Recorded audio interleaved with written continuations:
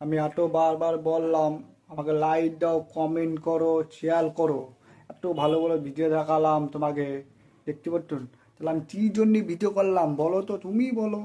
তাহলে আমার তো ভিডিও করা দরকার না, তাহলে আমার ব্লগ পাবো কি করে আমি? হ্যাঁ, কী করে করবো বলো? হ্যাঁ, ব্লগ দরকার তো না, আমার কমেন্টটা দরকার না, তাহলে কী করে আমাকে ভালো করাবে বলো? মনে হচ্ছে আমাকে ভালোই লাগছে না, তাই তো। ঠিক আছে, তোমার লাইট দরকার না, থাক, তাহলে আমি করবোই না। ঠিক আছে, থাক, আমার আর লাইট দেওয়া দরকার না। ভালো লাগলে লাইট দাও, নাহলে কমেন্ট করো। এই যে আমার ইউটিউব চ্যানেল দেওয়া আছে, লিখে রাখি, এখানে নাম লিখবে, বেরোয় উঠবে গোপাল মণ্ডল, ফেসবুকে লেখা আছে, এই যে লেখা আছে, লিখে নেবে, চ্যানেল বেরোবে, তারপর কমেন্ট দাও। নাহলে আমার ভালো লাগছে না, তাহলে আর কি করা যাবে, কি করবো?